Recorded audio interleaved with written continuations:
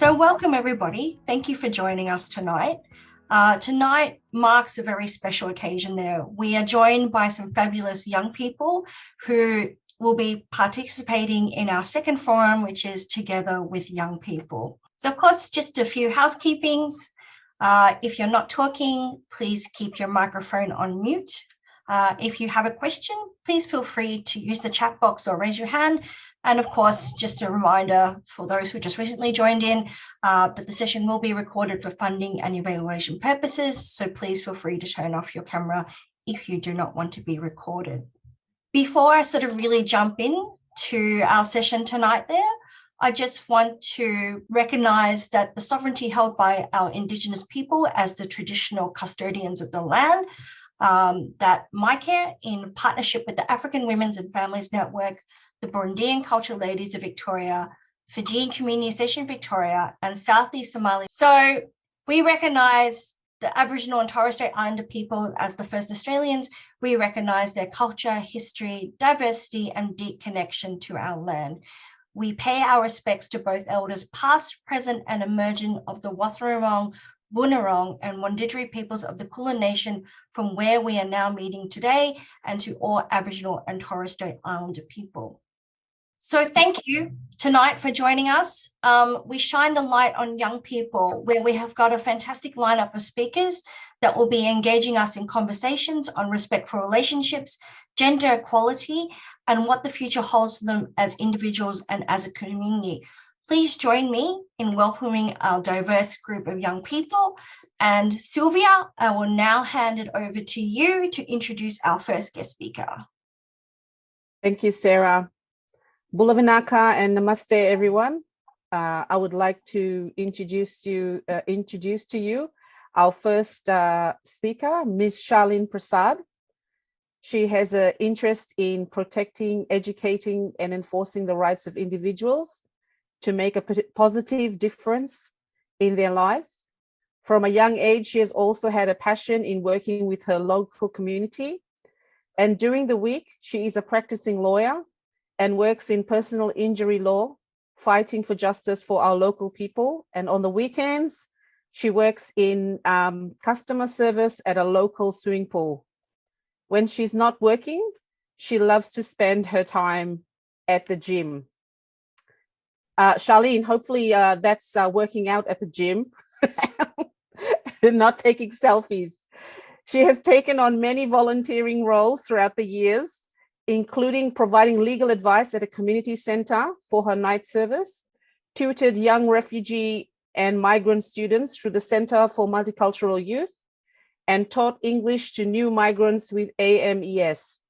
She was awarded the Brimbank Young Citizen of the Year in 2012 and the Gorton Young Leaders Award in 2011 in recognition for her commitment to public service and contribution to her local community. Please join me to welcome Ms. Charlene Prasad. Thank you, Sylvia, for the introduction and for inviting me to speak on this panel today. And thank you to all the wonderful groups and the other speakers who are also present tonight to be able to share their stories and their views on many different values and ideas. Firstly, when I think of a respectful relationship, I see trust and honesty, understanding, support and appreciation, equality and comfort.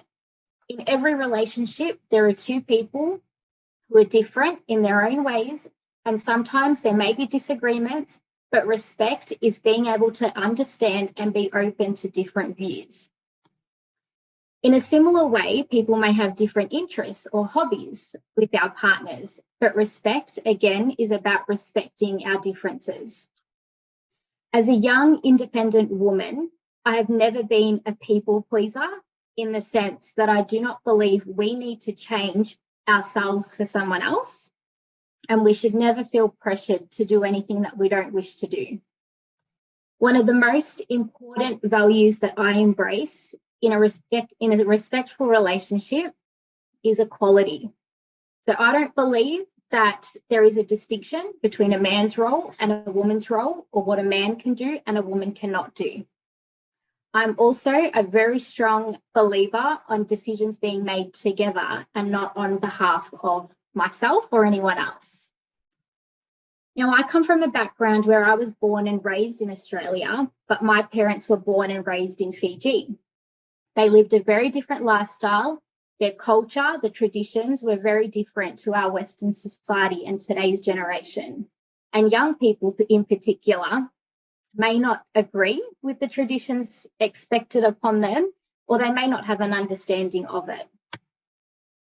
I have always been raised to appreciate and to show appreciation for elders, as they have a lifetime of experience with a lot to offer. And in many cases, have in fact been the ones who have guided us through our lives and given us opportunities that were not available to them. What we may not agree with, particularly with what our parents have expected upon us, is something, again, that we need to be mindful of, that people are different and they have different views. What my parents were taught by their parents, they may not necessarily enforce that upon us. And likewise, when I have children in the future, I may not teach them, or I may have different teachings on them. And then the cycle continues to go on with their children. We all want to feel valued, confident, supported, and know that we can express ourselves without any judgment. When my dad had surgery, I was out mowing the lawn. I lift weights at the gym, and I don't have to go in the women's only area to do that, to feel comfortable. I have male and female friends that come over and we socialise together as a group. There's no women all in the kitchen and men outside drinking. We can all do that together. Where there is no respect, not only do we not feel these sorts of values, but it can affect our well-being and our mental health, and it can create a situation where there's conflict and we may feel unsafe. So to share a bit of a personal story here, prior to practicing as a lawyer, I worked for the state government in investigations and prosecution because I had a very keen interest in criminal law at the time. And when I was put in this position, I was a young girl and I was put into a team with all mature-aged men. I was the only female, and at first this didn't particularly bother me. And I was excited and I was really eager and performing quite well in my role. As time went on, things became a lot worse. My colleagues would start asking me out for lunch. And again, just to mention, these were mature-aged men, almost double my age at the time, asking me out on lunch, making inappropriate comments and sexist jokes about me being a female or a young girl at the time. All my ideas and my work at the time was being sent up to the management level with other people's names on it, and my name was removed from there. I was never allowed to speak at team meetings or voice my views and my opinions. I was sent out on jobs in regional areas on my own where there was no phone reception, and I was forced to stay in hotels where I was scared to actually leave the room. At this particular time in my life, I was made to feel quite inferior. I felt controlled, and again, being the only female in the group, I had nobody to speak up to at the time. Time went on, I did put up with it, but it did get to a point where I was sitting in the car and crying every morning because I didn't want to go to work. At the same time, I didn't want to leave the job because it was a full-time job for me. In the end, I decided to stand up for myself, and I walked in one morning, handed in my resignation, and I walked out. I had no job to go to, and it did take me a couple of months to actually go and find another job at the time, so I was unemployed. But when I reflect back on it now, it is probably one of the best decisions that I have ever made because it's made me into a stronger woman today. So putting all of this together, working in a man's world, as I call it, has encouraged me to be a role model for young women, to praise and encourage them to stand up for themselves and have equal power to make decisions and progress in life.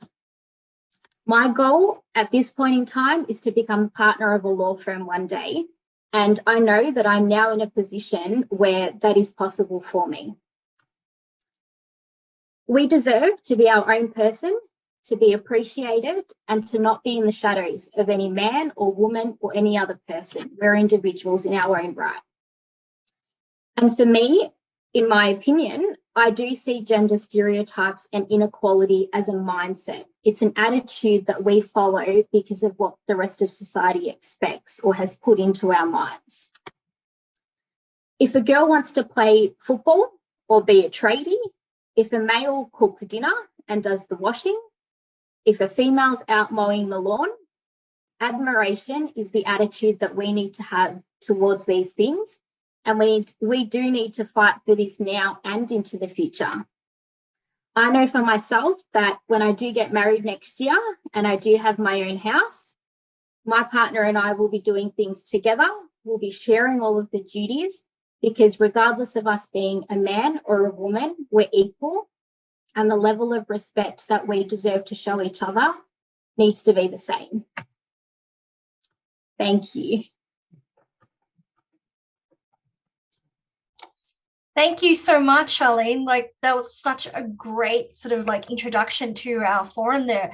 I really love the fact that you decided, despite against the odds, you handed in your resume and stuck up for yourself there. Like, I think that's such an important lesson for lots of young people there. And that also, like, you know, you were able to set your boundaries, you know, at work there, despite, you know, dealing with these people there and feeling that, wow, you know, you are more than twice my age, but still you're showing me such disrespect there, not just as like, you know, a young person, but most importantly, like, you know, as a female, which shouldn't happen. And, you know, we're really happy to have you with us tonight there and have you share such powerful insight. Thanks so much there. You know, definitely, I hope that lots of other young people will hear your story and feel inspired or feel that they can also take action there if they are in that situation. So thank you very much once again. Thank you. Anybody else have some comments for Charlene tonight? Sylvia? Thank you, Charlene. I know you have to go soon, but thank you so much for, you know, that for you to, you know, say your personal story on Zoom for us to hear. And I didn't expect that, but thank you so much because I was going, OMG. so thank you so much. I really appreciate you being brave here today to tell us about the journey and how you, you know, how you came through it all. So thank you again. Thank you. Thanks once again, Charlene. Like, you know, such a powerful and moving story there.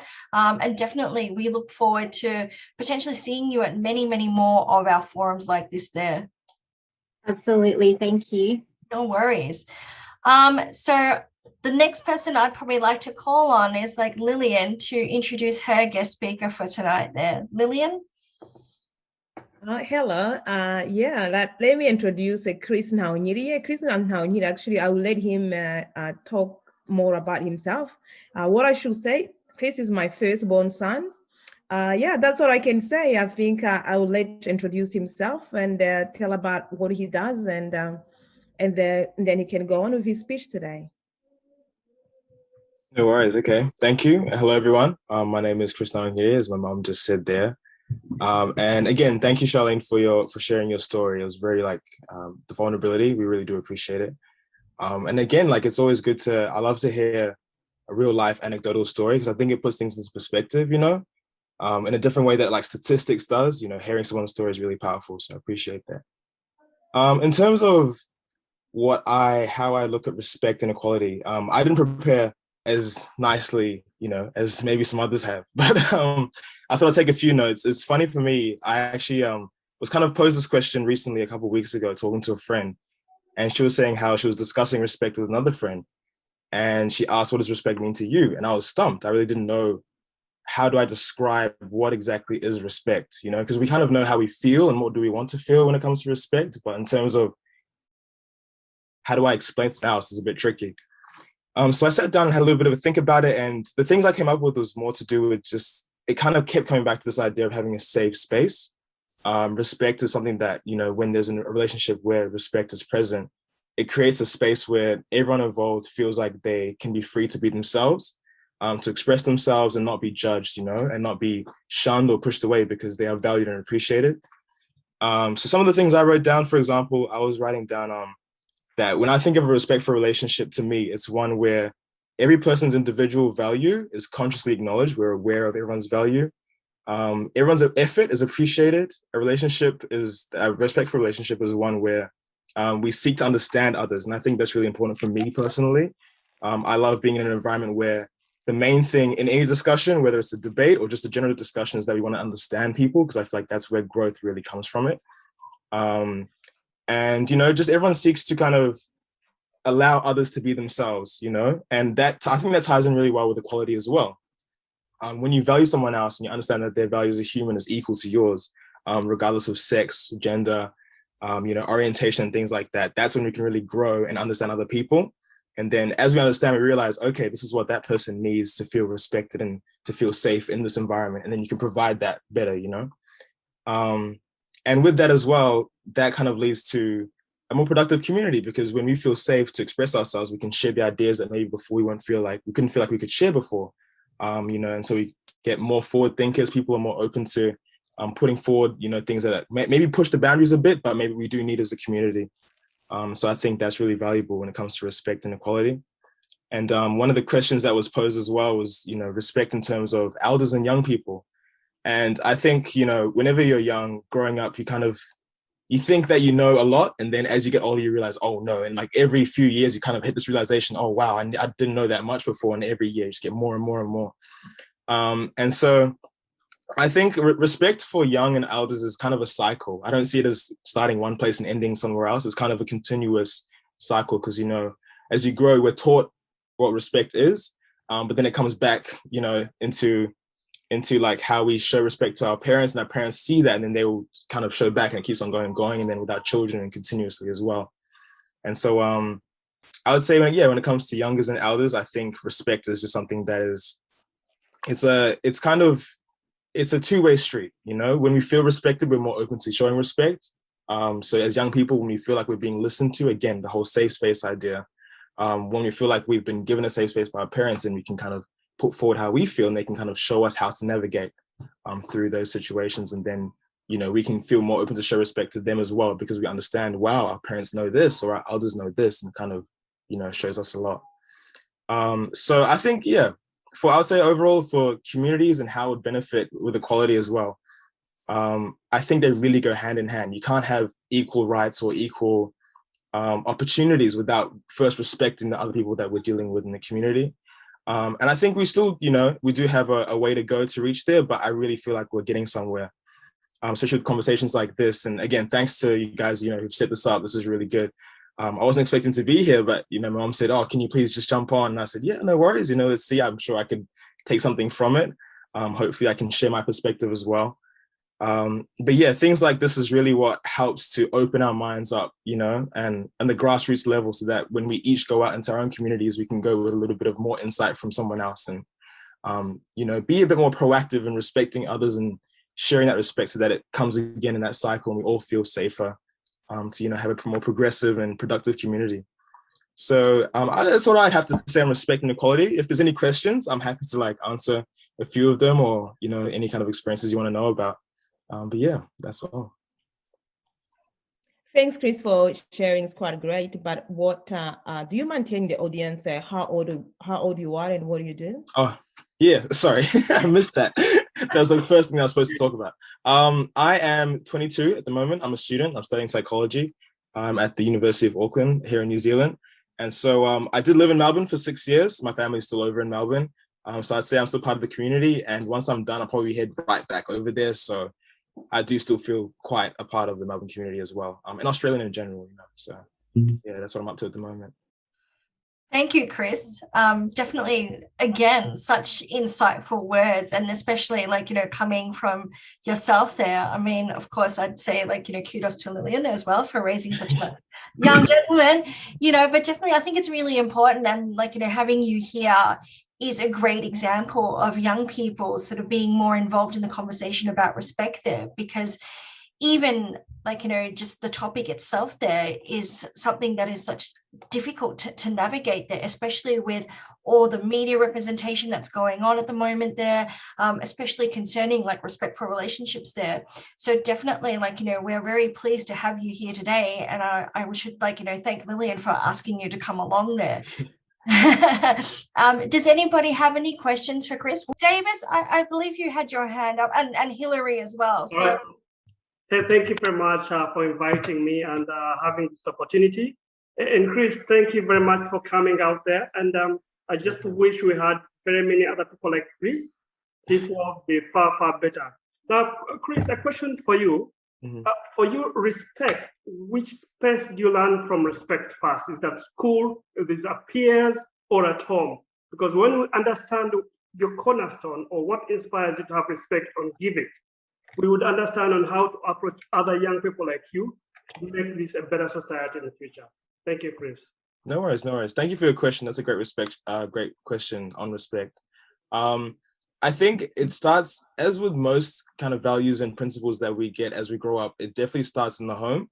And depending on how your home environment is set up, some people, we've been raised in a house where right from the beginning, we have different people, aunties, uncles, or family friends right there helping you grow as well. So it's not just your direct family. Sometimes it's other people as well, grandparents and things like that, teaching you what they've learned throughout the different generations. So I would say it starts there. But even in saying that, I think we learn different ways to respect people as we grow through different stages of life. So I'm sure we can all relate.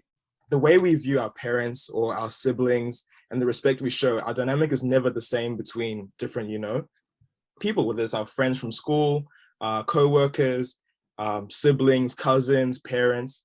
It's a little bit different, and we understand the dynamics that is allowed and what is a bit of, what is respectful and what's disrespectful based on that relationship. And so we learn, the family kind of levels of relationship in the home, and that foundational relationship kind of, we take that into into school, I'd say maybe into school, and then in school, friends and stuff like that, or teachers. And then we learn a bit more about respecting people who you don't know too much about, or their cultures. And different cultures have different levels, different ways of showing respect. And so I think it's like it's a never-ending journey, I think. And so as you start to meet different people, if I was to travel to another country I hadn't been to before, I'd understand, oh, this is how they show respect. But if you're asking from the beginning, the foundational level, I would say it starts with the family, and how you observe it, growing up in your early years. That's what I would think, yeah. Okay, just one follow-through question. Yeah. You said that you are a student of psychology. Yes. I think we would be a very, very good resource in contributing to literature and content, designing small programs that actually enriches other young men like you. Yeah. All right. That'd Thank be you very amazing. much. Thank you. Thank you very much. I appreciate that. Thank you. Hillary, you had a question? Yeah.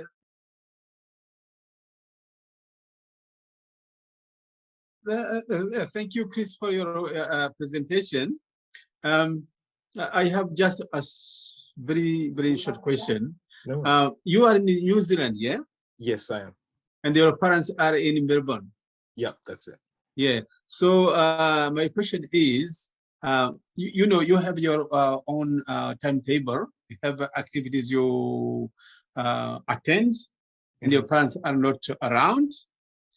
So now, if it happens that your parents, tell you, Chris, you have to do this, but to do that, but you have a party with your friends and things like that, and also referring to the African, especially Burundian, cultural background.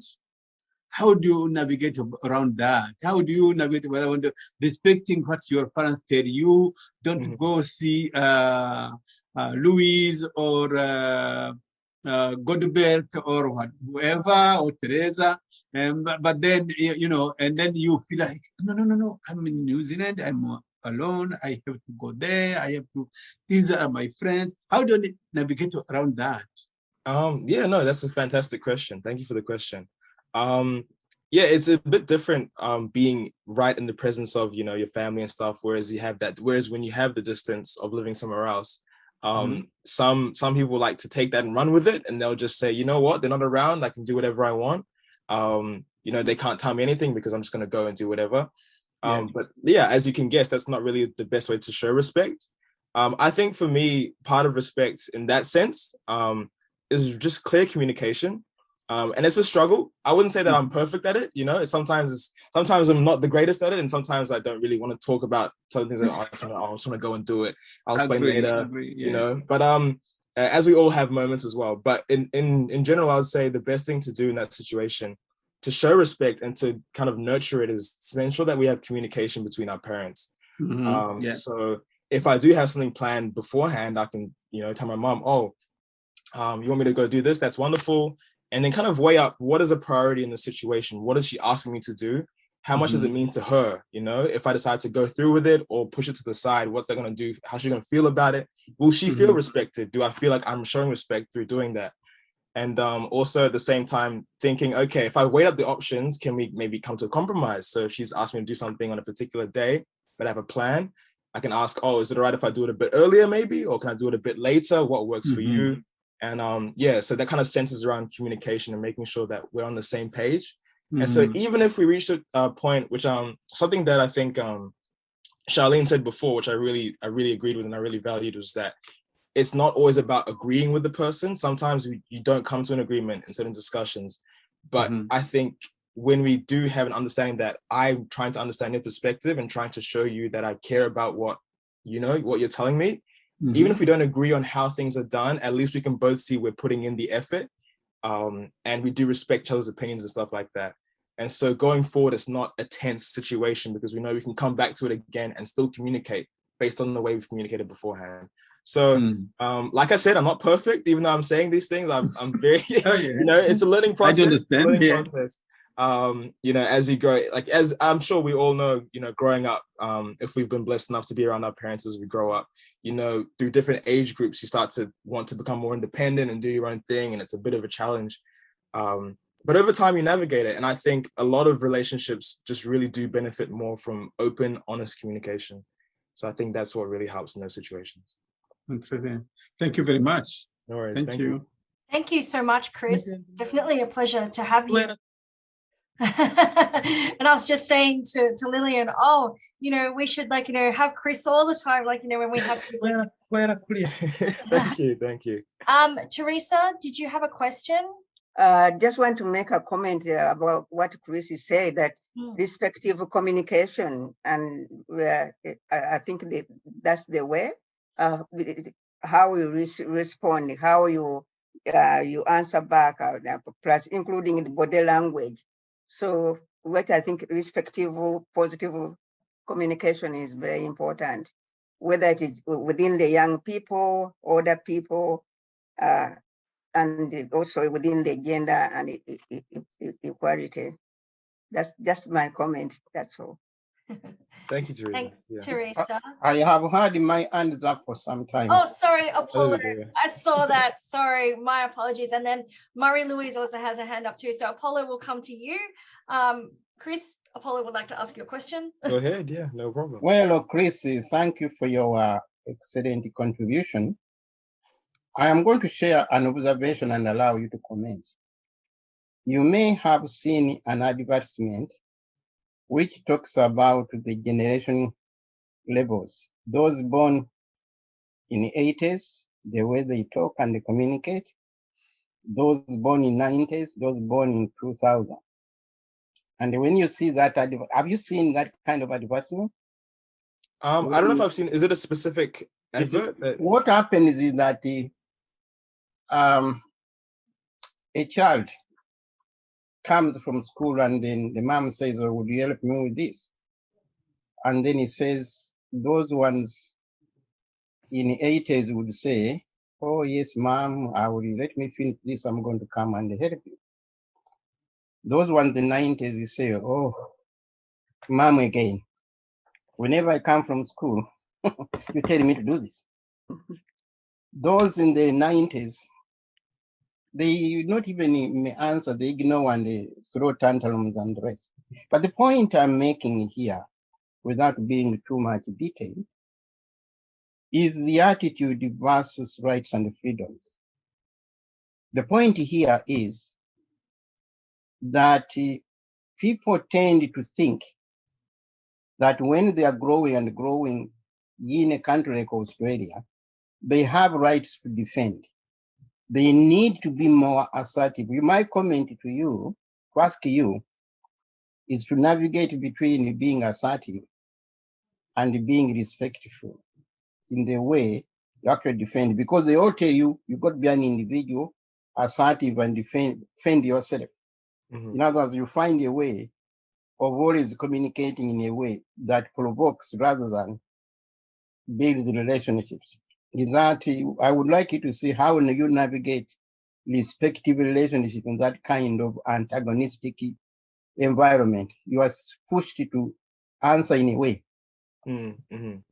Right. Thank you for that question. Thank you. I think I would say that's a very loaded and broad question. There's a lot to unpack in that kind of question, because yeah, I guess what I'll say with that is, in terms of, like, as generations change, people change, and we look at one and we'll say, oh, they're behaving like this or like that. There's different ways to look at it, because you can look at it being assertive and defensive from the aspect of the parent or from the aspect of the child. And I think one thing that is really important is just asking, how are we raising the kids as well, you know? Mm-hmm. So like I said, when it comes to respect, it's a two-way street, right? And so how we learn how to respect others comes from how we see our parents respect us, and not just us as well. It's really important to remember that kids see whatever's going on in the house, you know? So if I'm seeing my mom talk to her friend, I'm seeing my mom talk to her partner or anything like that, that also teaches us too. So it's a tricky one to understand, because we're all trying to cross different generations and communicate at the same time. But I think I don't have all the answers for that, but I think it starts from instilling the correct values from a young age, so that as the kid grows, or if they start to respond in a way where it's being a bit too assertive and this and that, we also need to understand, when is it right to use that kind of assertiveness, you know? And that's tricky to teach, but it's something that will need to be taught as well as time goes on.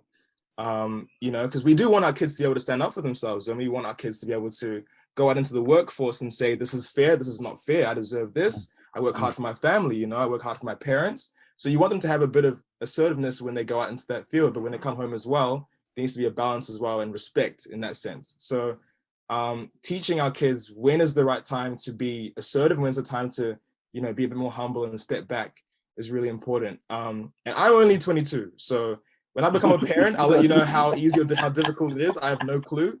That's just my perspective so far, you know, growing up. I feel like that's kind of the important part, is instilling the values of understanding when is it time to stand up and say, hey, this is how I feel and this is what I want to do.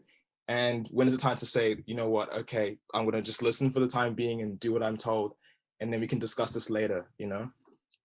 But yeah, I hope that kind of answers your question in a way. Yeah, you have, definitely. Yeah. That's how I see it. Okay. Thank you. Thank you. Marie-Louise? Thank you. Chris, ndagushimiye cyane ku kiganiro uhejeje kugira. Ikibazo ngira nkubaze kiregereye kumbure cyane icyo bahejeje kukubaza. Oh, my Kirundi is weak. My Kirundi is not the best. If it oh, is okay. necessary, No worries, translate. Ntacyo bibi. We wavukiye ino uba muri Australia, muri New Zealand, ibihugu byisanzuye mu bintu byo kwigenga. Ku rundi ruhande wavukiye ukurira mu muryango wubahana kandi wiyubashe. Ivyo bintu byo kubaha ntibikubera umutwaro ku bwigenge bwawe nk'umuntu akiri muto afise ibindi byinshi yipfuza gushikako. Yeah, well, okay, Chris. Louise is asking. Yeah. You live in you are in New Zealand. You lived in Australia. You are in both places where, you know, freedom is so wide.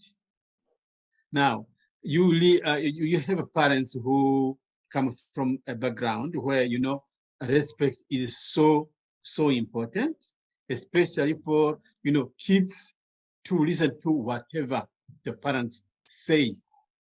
But You would say sometimes dictate. So Louise is asking, it is not a burden on your shoulders to what you want to do or to become. Okay. So just for the last part of what you just said there, in terms of like, what do you mean by a burden? So is it not? Does it stop you, or does it allow you to do whatever you want to do? You as a person, as Chris, in a modern, country like these ones we live in. Right. Is it in terms of me living here, my parents living in Australia, or just in general? In general, you with your parents, yeah.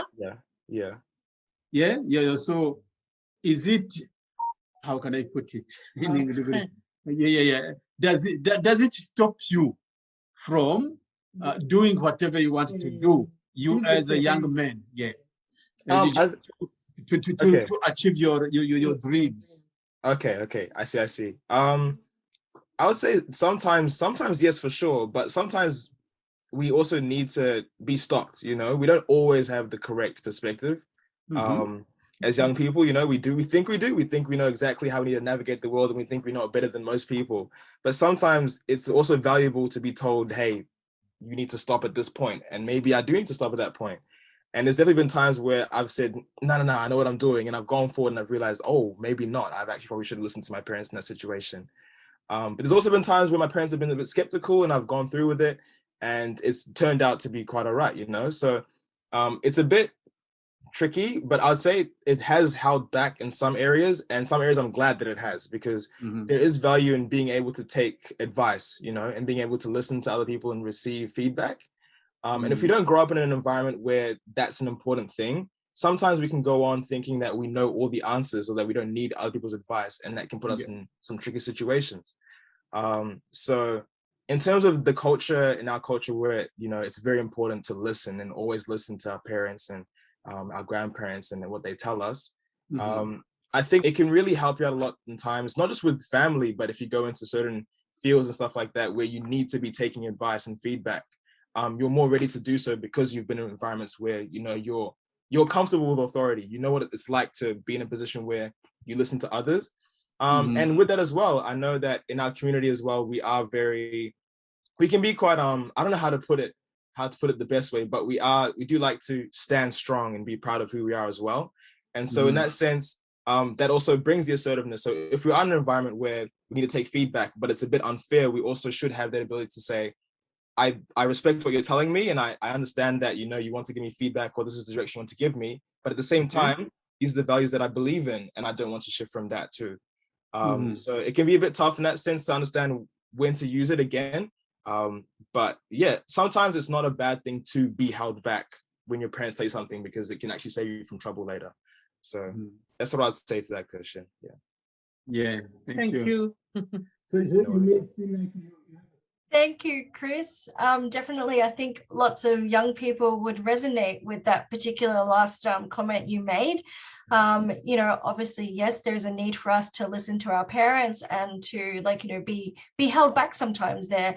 And other times, it is also about sometimes, taking on board their advice there, but still going ahead to pursue what you feel is in your best interest, but then doing so in a way that is still respectful. And again, we really commend you on being here tonight there and sharing these insights, which we do hope that a lot of young people will also resonate with there. And then in the future, when you become a psychologist, then come and talk to you about the family dynamics and so forth there, which we all know, if there's no respect within the family, between young people, between parents, between siblings, then that can escalate to something more, it can escalate to potential situations of family violence.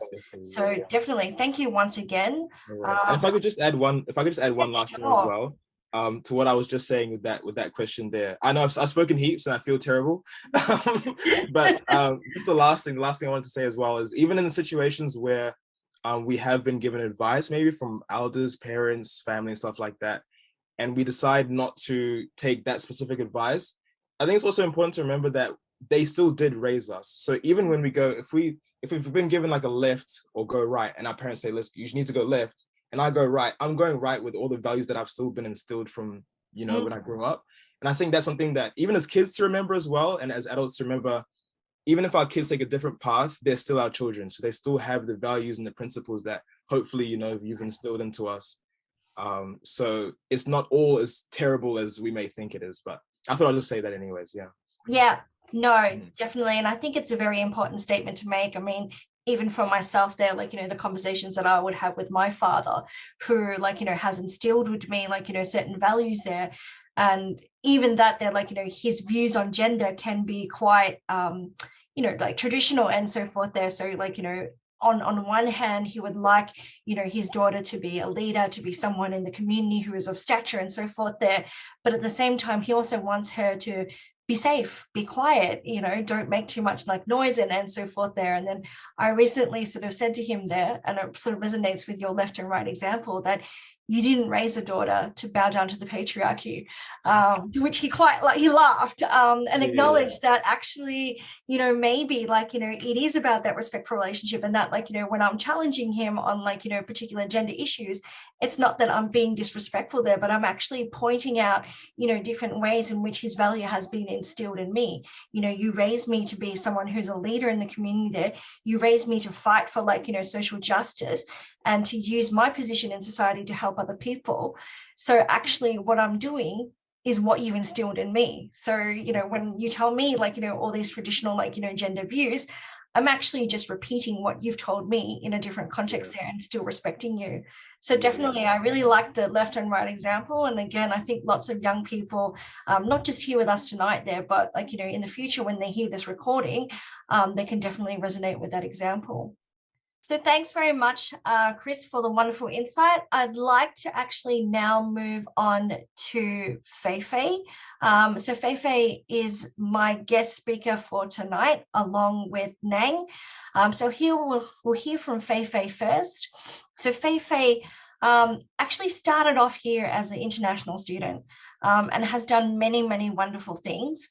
I met Feifei last year through another mutual, like, you know, contact. And I can say that Feifei is such an amazing young woman. She runs her own community organization called Story as a Connection that helps lots of international students connect with one another there and navigate the precarious journey that is like, you know, of many, many students that come here from overseas there.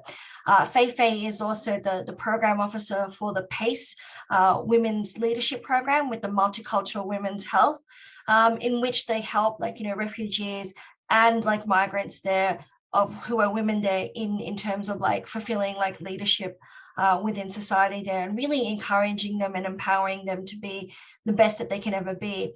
So I won't go into too much detail. I'll let Feifei talk more about herself there because I don't think I'm actually doing her any justice. But thank you, Feifei, and welcome. Thank you, Sarah. Thank you for inviting me to be here. Well, I think, yeah, respect and also gender equality, I think that's such an important topic to talk about because I think we talk a lot about the respect and we talk a lot about the respect in communication, right? But a lot of you, the guest speakers also talk about listen. I think listen is really important. However, listen can be such a simple word. We all talk about, yeah, I'm listening to you. You know, like now, I'm listening to you. Like this, that's my phone. And sometimes you're like, yeah, I'm listening to you. I am listening. That's how I'm listening. And sometimes, you know, you saw a couple, especially at the stage of breaking up and say, you never listen to me. And then, you know, one of them might say, I am listening to you. Tell me now. But that kind of attitude, you've already blocked. Like, how am I going to tell you? I had actually a lot of times I feel, you know, people ask you, yeah, tell me what? But that kind of tone didn't even give me that kind of respect to really feel, are you really going to listen to me? I guess we talk about listening so much, but don't actually think about what does that mean by listening.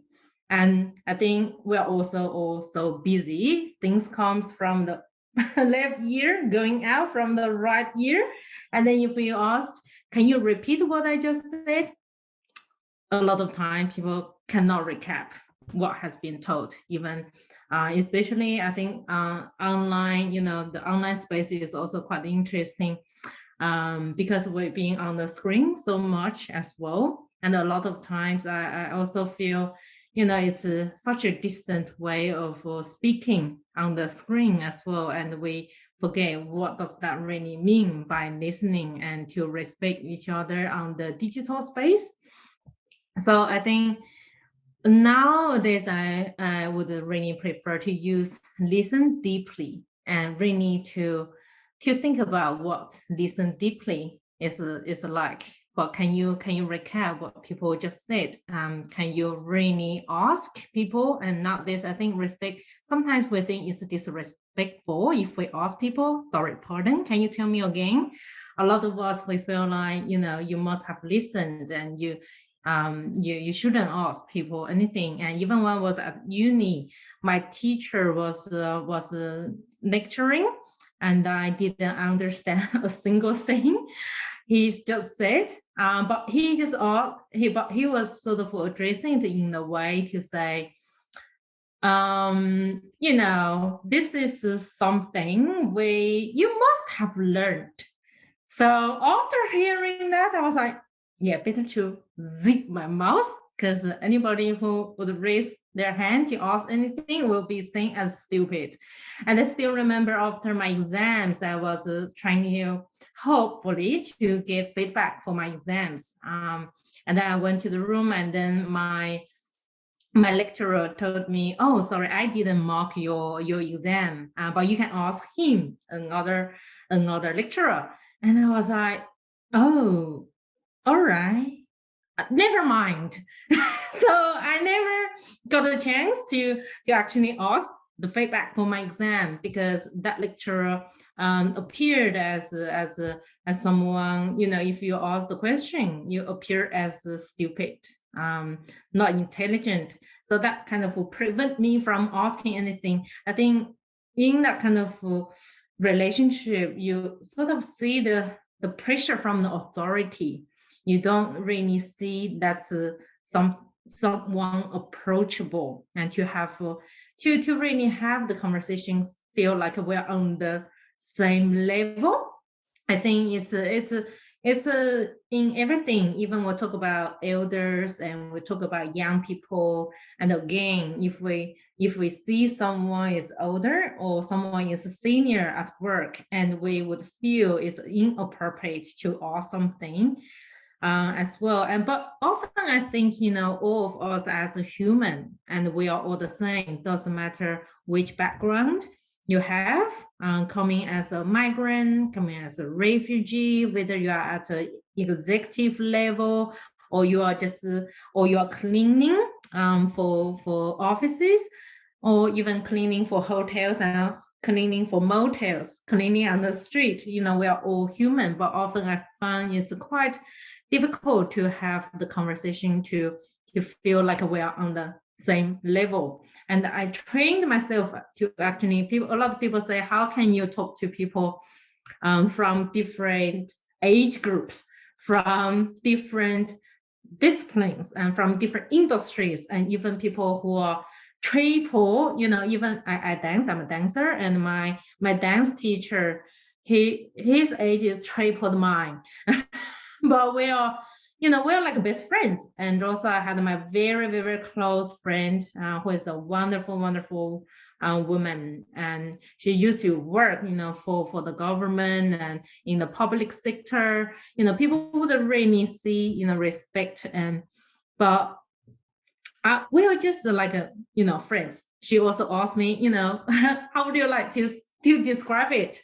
Would you describe it as you know, your even godmother, or yeah, like a friend? I say I would really very much prefer to say, well, friends. Even our age gap is like that large, and actually a lot of my dance crew, they are also almost double and also triple my age as well. And you know, when we talk about gender, it's also quite interesting, because gender, there are many categories as well. It's not just a female and male, and often we just assume it's a female and male. It's quite difficult to navigate. I didn't know. I think it's also about culture as well, because back in China, I'm from China, and I had no idea about the gender as well. So I just assumed it was a female and male.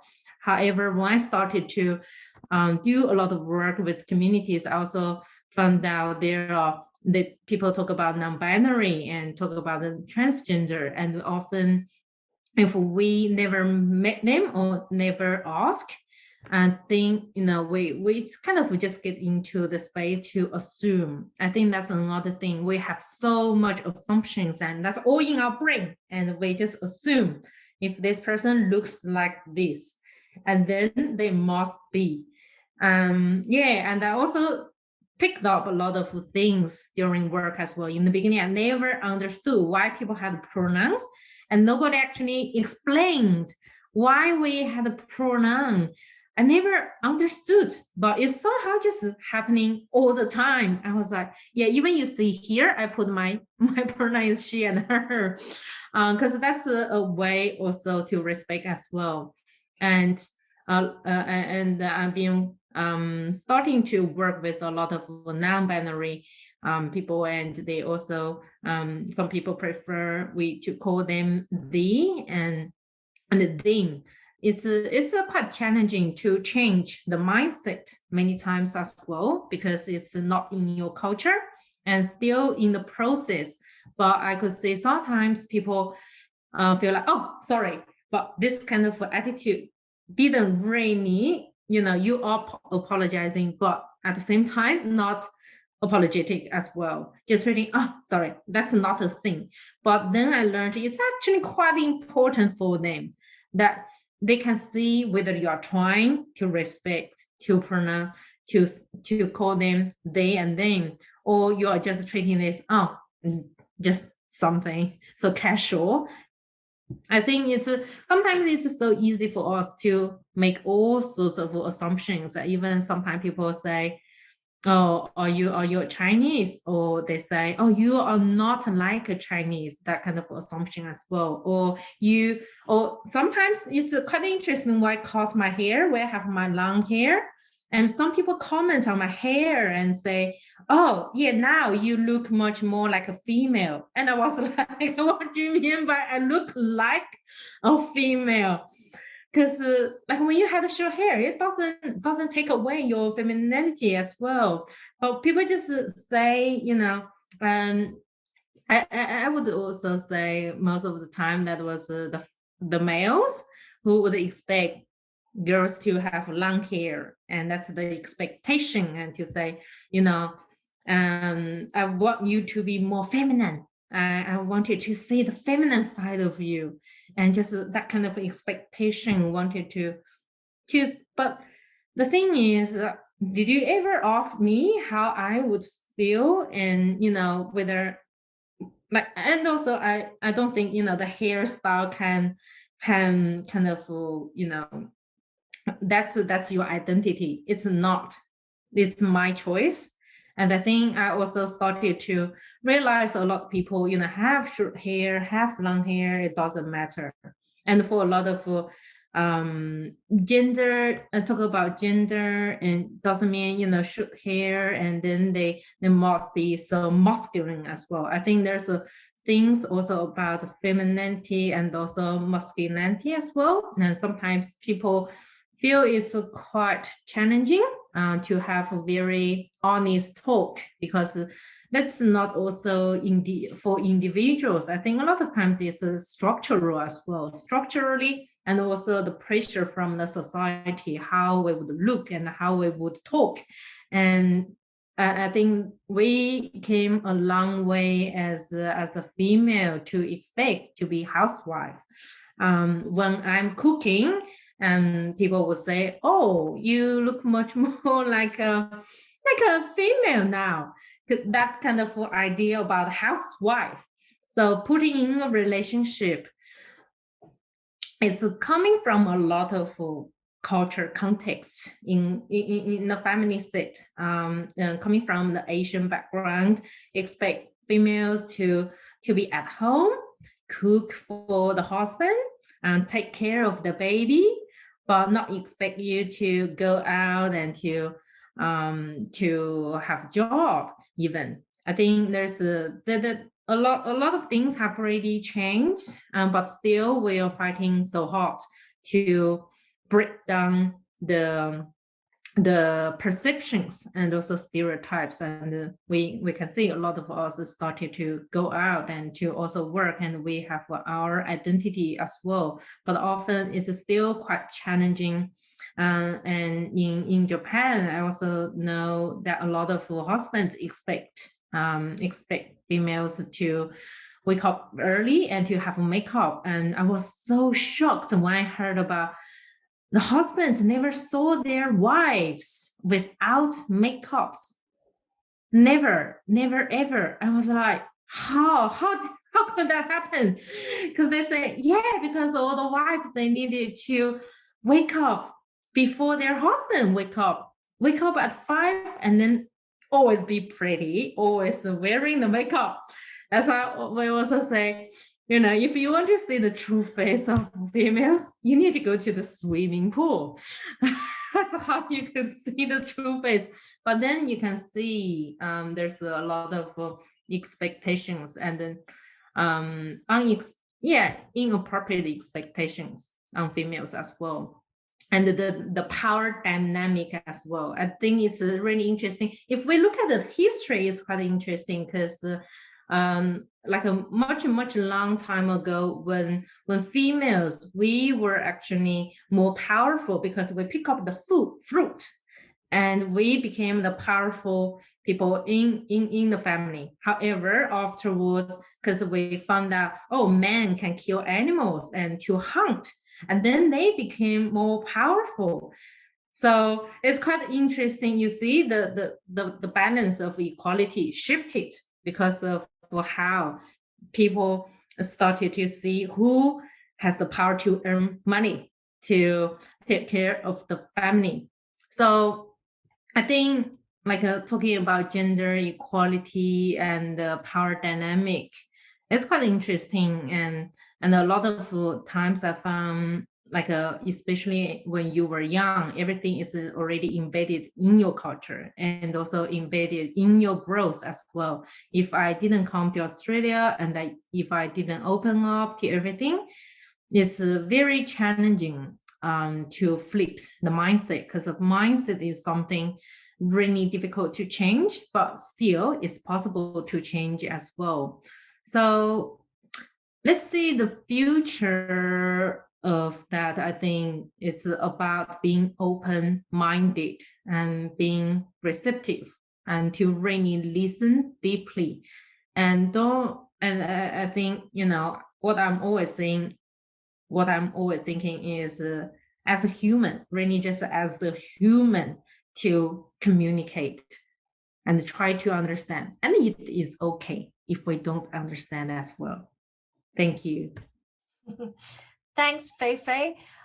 Definitely some really interesting points. And I think your point about the shift in culture was something that was also brought up by our past speaker, who was also from the Chinese community, now together with Men's Session there. As someone who is also Chinese but born here in Australia, yes, I do think that there is a shift in gender and also the way that we see gender. So now I think that there is a change, particularly with the younger generation, where we acknowledge that there is transgender, there's also non-binary. But from the generation of our parents, because it was something that was never spoken about, it became something that was taboo. So like, now when we talk about people who are, they, them, or like, maybe that they identify as like non-binary, so no gender, or maybe they prefer, even if they look physically male, they might prefer to be called like she, her. I know for a fact that like, my parents would really struggle with that concept there. And I think it's important that we keep these conversations going there, because ultimately that plays a really important part of channeling the idea of what respect really is there. That respect has no like limitations. Like, we don't just see respect in terms of like male and female genders, but also extending to those who present as transgender, non-binary, or perhaps like, that they don't fit in with that stereotype of what a male should be like and what a female should be like. So I think definitely some really great points there. Does anybody have any questions for Fei? No? Great. Thanks, Elaine. So I will now move on to our next guest speaker, Nang. So Nang is currently joining us all the way from Laos. So thank you very much for being able to join us tonight there. Nang was also like, someone who is inspiring to lots and lots of young people. She was International Student of the Year last year in 2020, and has always been an advocate for human rights there and gender equality. This year, she again, organized the sexual health conference there for international students, and really focused on being able to bring that kind of information there about gender equity, sexual health, and also the support that is available for people, specifically for international students. So without further ado, I will introduce Nang to speak next there about gender equality. Thanks, Nang. Hi, everybody. Thank you so much for having me. It's such a pleasure, and I can feel the beautiful vibe and sort of close relationship that everybody have here. So I'm not sure what point to make, to be honest, today, because I feel like every speaker already make a lot of amazing ideas and put a lot of great wisdom and knowledge out there. Just a few things in my mind now. I think when it comes to respect, I think it can be individual and also collective things as well. But before we can define respect, I think, first of all, we need to respect for others. We need to define what respect means to us and how we respect ourselves first. Because in different culture, we all have different form of respect, right? For example, in Laos, if you wear your shoes into the house, it means very rude, disrespectful. But in Australia, you can wear your shoe into the house and it's okay. So I think defining what respect really means to us is important. And the most important thing is respect ourselves. For me, I think respect myself means giving up, especially the bad behavior that I know is not good for me. And when I do it, I feel guilty, and I still do it sometimes, but I know that it's bad for me. So if I give up those, then I respect myself. And I think another thing is, am I allow others to hurt me or cross my boundaries? For example, I sleep very early, so I don't really wanna respond to the phone. But if every time my friend texts me at 9 p.m. and I respond, that means I allow them to. So I can't blame them. I need to set very solid boundaries and demand the respect by not answering or communicate nicely to my friends or those who cross that boundaries and they don't necessarily know. So I need to communicate in a respectful manner to them. There are a lot of respect, what it means to respect ourselves out there. So it depends on our individual preference. And apart from respect ourselves, I think with respect, this I will talk in terms of romantic relationship, not with parents or others in the community. I think in a romantic relationship, it's very important to acknowledge that every individual have our own needs, and to fulfill that needs, it's very important, because otherwise the relationship will not last, and if it lasts, it won't be a happy, healthy relationship. So it's very important to know and acknowledge others people's needs and our needs and communicate them effectively. Like Chris said, communication is very important, clear, straight to the point. Don't do mind reading. A lot of people do mind reading. Like, I expect my partner to buy a gift for me, but when he asks, I say, it's okay, I need nothing, but I expect him to. But if he doesn't buy it, I get upset. And when I get upset, I get grumpy and angry. And then my partner will get pretty sad as well. So straight away communicate your needs, and also respect others' needs as well. And I think we also need to know the strength and weakness of ourselves and others, and their personal space as well. For example, for me in the morning, I love journaling and I love spending time alone. And I need to communicate that clearly. And for example, if my partner enjoy going to the gym, at that time, I need to respect his space, not putting schedule or, asking him to go to the market or get something for me. Just simple as that. Acknowledge the need and respects. And I think another thing is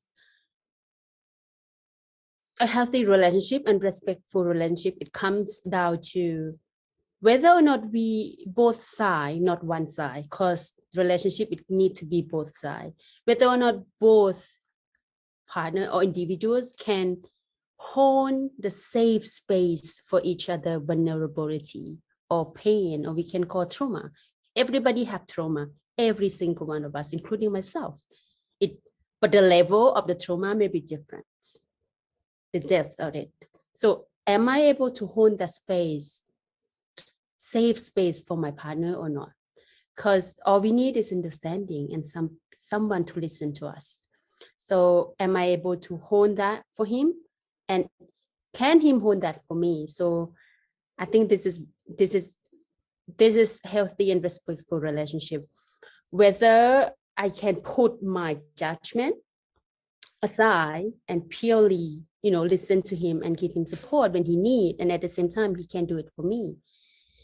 So yeah, that is in the healthy relationship, in a romantic relationship.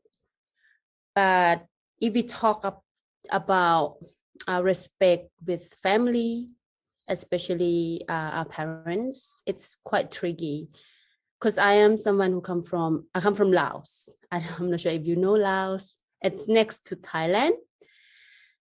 So we have very conservative culture. Same as somebody asked Chris about whatever your parents said, you have to do it. Otherwise, it's going to upset them. So it's very hard to balance our needs and to satisfy their need at the same time, because after all, they are our parents. They raise us and we need to do them favors. So I think in terms of respect, for me with my parents, again, it's come to boundaries. My mom have very high expectation to me, especially with my partner, my husband. I'm single, but what she expect me to have certain kind of husband. She said that many times, but I think it's come down to communication. Again, like I communicate to her, not 1, 2, 3, but countless time of what kind of, like I would like to make my own decisions. It's not in a disrespectful way, but in a very kind, gentle way.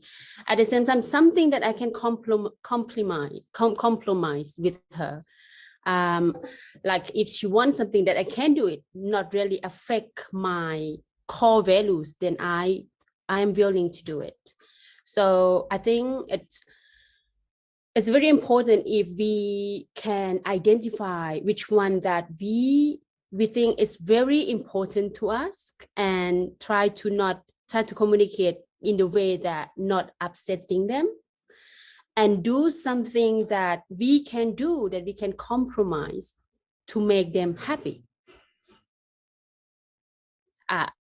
I'm not sure if that makes sense, but that's what I have been doing with my parents. And to be honest, like I love spending time with elderly. Genuinely love spending time with them. I think they have a lot of wisdom to share and a lot of great stories to tell that we can learn from them, that we cannot obtain from our friends who are like at the same age as us, because they have all that whole life experience. They make mistakes and they also succeed. So we learn from them. So I think respect them, spend time with them as much as we can is very important, because we need them and they need us. Research show in Harvard University, they conduct a research for 75 years, like what make life happy and live long life for people. And it showed us it's not fame, money, or hard work, but it's relationship, the bonding, how we feel connected and belong. So after all, we need each other. So respect each other is very important. Set that boundaries and communicate it effectively. At the same time, we need to respect each other's boundary, like we want them to respect ours as well. So I will end my talking and let others ask if you have questions or unsure. If not, it's all fine. Thanks, Nang. And I think, what we're hearing from a lot of our speakers tonight there is really that it all starts with a simple conversation, and defining, well, what does that respect look like within our family, within our relationships there, whether that be with our parents, our siblings, our relatives, our community. And what I'm hearing, the most of is that, it's about listening, and the way that we communicate with individual people, our body language, the words that we choose, acknowledging that, gender is not something that is set in stone. People can have a fluid gender, whether they identify as they, them, he, her, she, him, and so forth there. So definitely, I think there's lots of great inspiration from all our speakers tonight there about not just respectful relationships there, but what respect looks like for young people and where they see the future of gender equality there, and how that plays a big part in respect there. So definitely, I think on behalf of everybody here on this panel there, definitely a round of applause to all our guest speakers tonight there. Thank you so much there, and we really appreciate having you here with us today there. So thanks, everybody. Thank you so much there. Does anybody have any questions for Nang? Yes, Chris. Yeah, sure. I'll throw one out there. Again, yeah, thank you, Nang. And also Fei Fei as well. Thank you guys for your perspectives. It's really nice to hear different insights and different views all the time.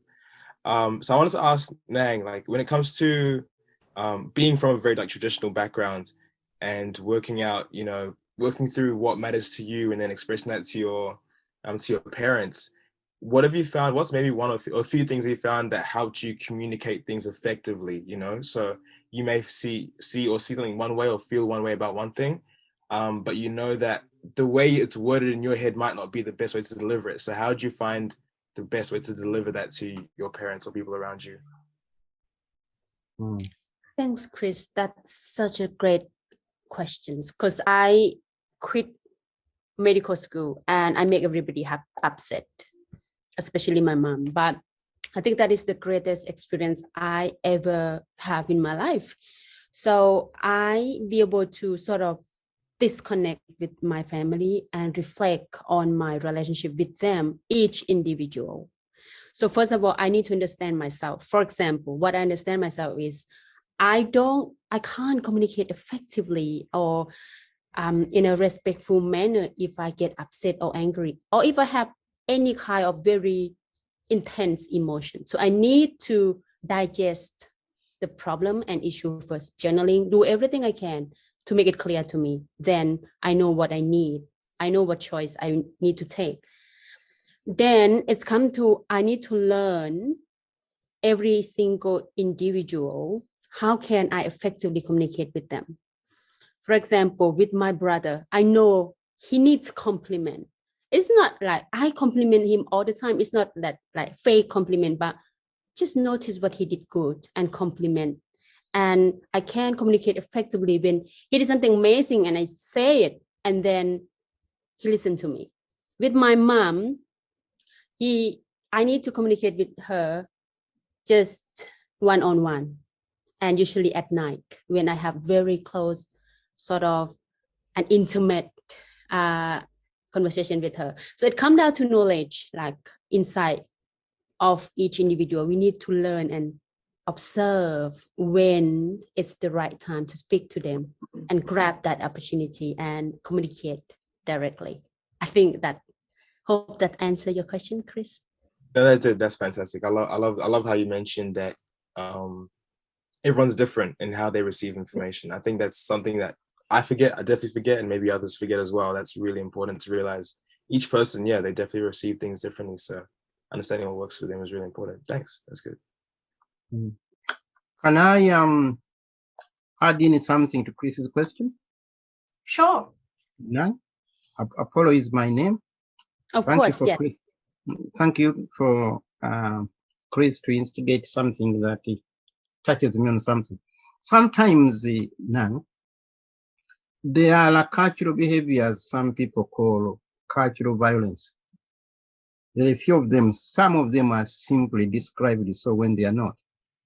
Others are because of the type of person describing it.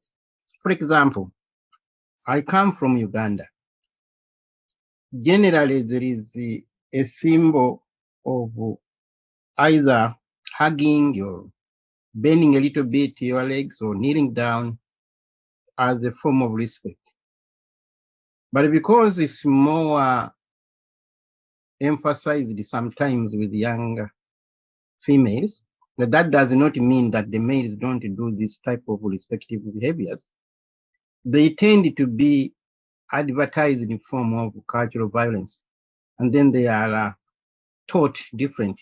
I'm wondering within the Lao community and where you've grown, you've come across those sort of things. I mean, I'm not asking you to comment on Ugandan ways because you don't know, but I'm talking about those sort of things that would be classified as cultural violence and how to deal with them. I'm following on Chris's point of the way the individuals actually navigate to deal with those dilemmas. Thanks for the questions. I'm not sure if I get it right. Please, everybody, I will need to paraphrase that. And if I get it wrong, let me know. So your question go for it. is, yep. Your questions is there are like characteristics of behaviors classified as cultural violence. Some of them are real, some of them are made up for defensive reasons. I think, how do we navigate those sort of things when we are younger people and trying to do the right thing? Yeah, that's a big question actually. So there are a lot of actions or culture in my country that I disagree with. I really do. I disagree with. For example, like it's come to education. We are a developing country. You know, a lot of family, they expect female to stay at home and not go to study and prioritize education to boys or men first. And that's what I really, it's not something that I really like. So if you ask me what is something that considers inequality, I think that would be one thing. And I think another thing is about sexual harassment. Yeah, sexual harassment, especially in the past. Not like when I say past, when I was like 16, 13, and it's still happening in sort of rural area. You know, when men go to villages or something, when they can sort, I don't know how to say, but it's hard. I don't want to say that rape or something, but it's sort of not really sort of consent or kind of thing. Like it's sort of force and something along those lines, and it's considered acceptable. And it's not that officially considered acceptable, but women, they think that they don't have the right to defend themselves. They don't even know that they have the right to say no, you know. And I think that it's very hurtful to know. So it's hard because it's not everybody know about equality. It's hard to raise awareness because it's culture. But I always tell myself that if I don't really stand up or raise awareness or do something, then who will? Because everybody just do what they know. I assume that they do their best, because if they know better, they will do better. They don't know. They don't access education. I don't blame them, but so what I can do is educate them and raise awareness. I know it will be hard, but if I don't do it, I will need to rely on someone. And who is that person? Yeah. So yeah. Yeah. Thank you. Definitely, Nang. Like, you know, I think, you know, I can speak about like, you know, my background there. And I think like, you know, Chris was also asked this question there. Sometimes like, you know, when you are of an ethnic background and your parents migrate, then there is a push-pull factor. So like, you know, when your parents migrate there, they have all these kinds of ambitions and dreams and goals for you. But they don't communicate that to you there. You know, they will just communicate to you when you decide that, like, you know, you've done, like, you've chosen a particular course, for example, there that doesn't sort of suit what they have envisioned for you.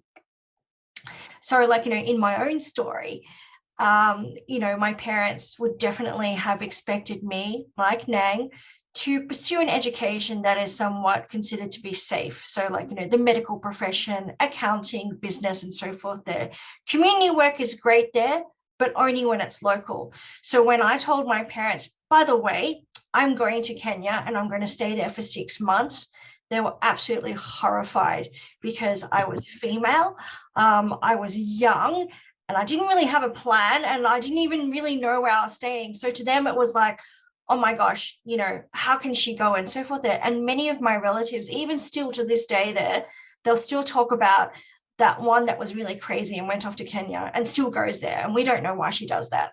You know, it's something that is so taboo there that needs to be normalized. And like Nang was saying, these conversations are really around the opportunity to educate, not just like, you know, friends, family, but also like our elders, to say that, well, you know, your understanding of gender and so forth there, it's not that like, you know, you intend us harm, but things are changing. You know, we are independent there, we have our own thoughts, and we will sort of like, you know, as Chris said, sometimes if you tell us to go left, we will go right. But that's not because we're disrespecting you there. That is because we are following our own paths there and things that you have instilled with us there. So I think, Apollo, you raised a really good question, and so did like Marie-Louise there, for particularly, I think, relevant for young people who are born here in Australia there, but still identify with their ethnic background.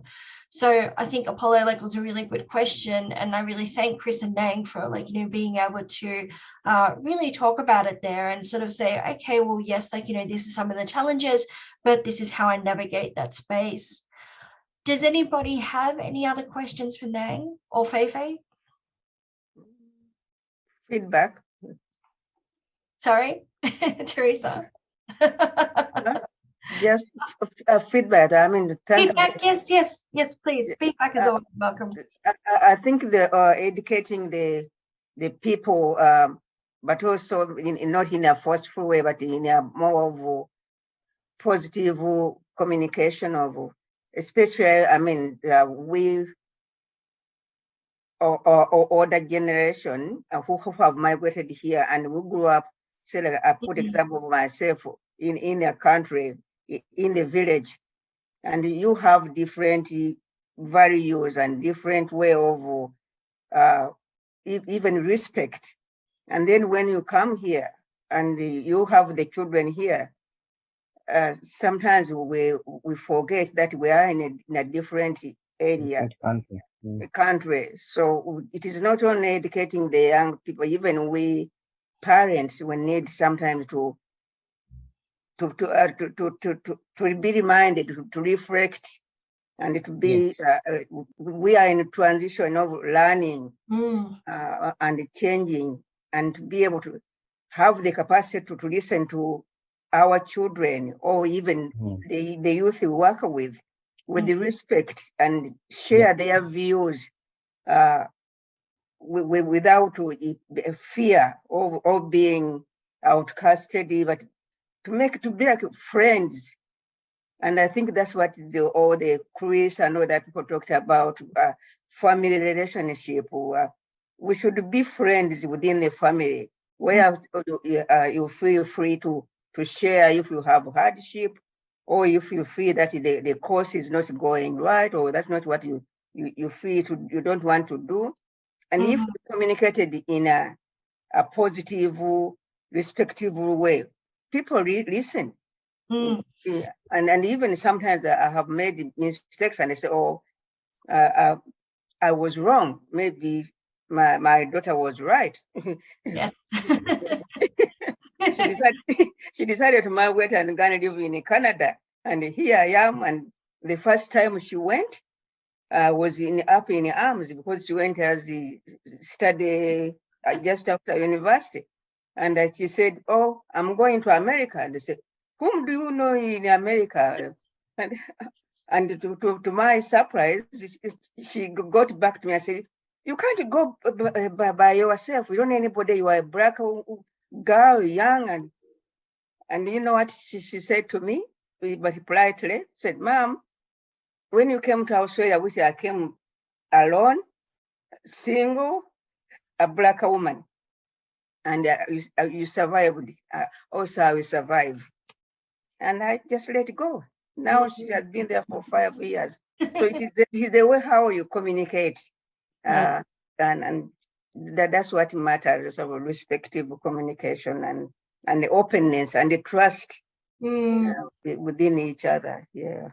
Exactly, and definitely, like well said, Teresa. And I think it's nice to hear elders sort of like reflecting on their respectful relationships between young people. There was a question, Davis, you had your hand raised. Yeah, I just want to actually top up on what Teresa is saying about cultures changing. When people, for example, immigrate from different cultures and come to Australia, there are some parents that are at crossroads. Some parents will say, I'm staying with my Ugandan culture.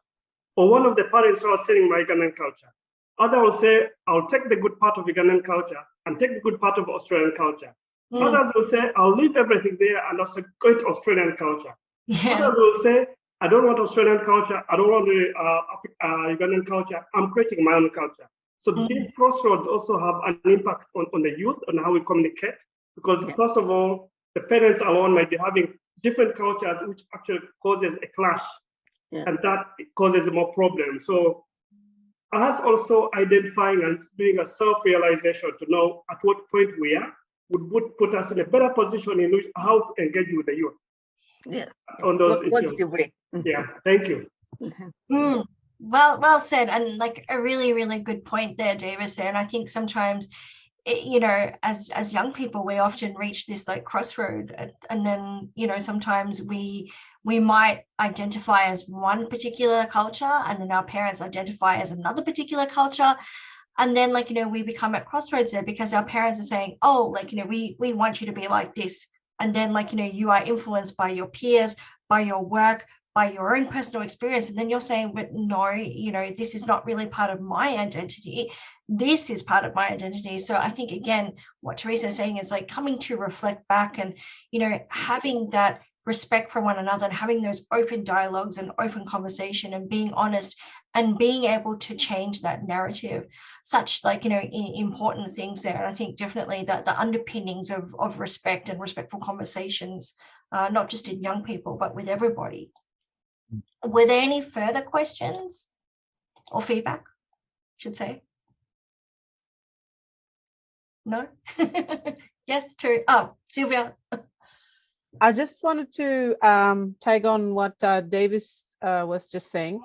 Not only is the crossroads happening at home, can you imagine the crossroads is actually happening in schools? Because here we are, there's no, I don't know if there's many or any cultural liaison officers in the multi-diverse parts of all the different schools, especially if you talk about Dandenong, city of Greater Dandenong, the city of Casey. Can you imagine all these different cultures being thrust to learn Australian culture, to appreciate Aboriginal culture? They get crammed all that knowledge, then they got to go home and then learn their own culture from parents that have been most likely brought up in their own, from back home. And imagine this individual, this youth, every day having to go through that conflicting crosswords. And, I just hope the government, the state government and the Department of Education is actually, doing something or strategies to ensure how they're going to combat that cross culture that's happening in schools everywhere in Victoria and Australia. Definitely, such like important points, and hopefully that this recording will reach far and wide and hear those that need to think about changing the way that we talk about respect in schools and acknowledging the intersections and interculture that plays such an important part there within across all generations. So definitely some good things raised there, Sylvia.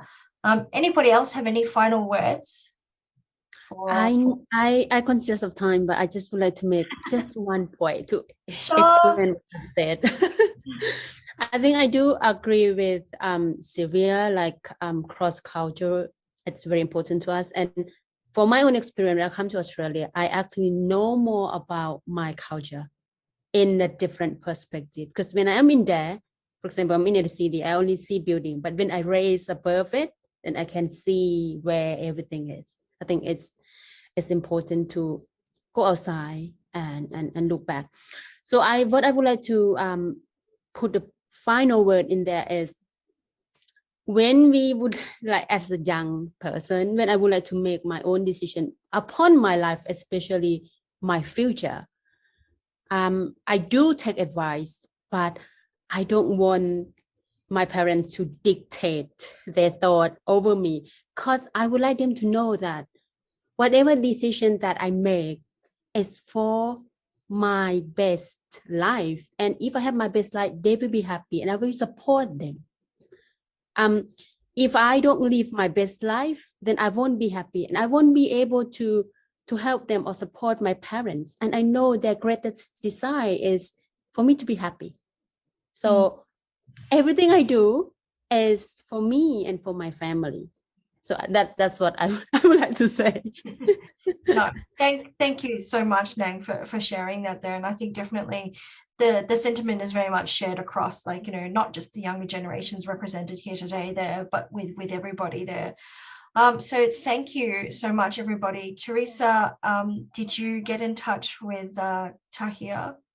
No, I think we reserve him for next time. Yeah, Because, definitely. yeah, but he would have been great to share his experience, because he did the course with the family strengthening with the African community, and he was a very active youth and what he learned about respect and family. Yeah. Yeah, definitely. I'm sure we can add him there, and we will talk about that at another point in time there. But thank you everybody for coming today.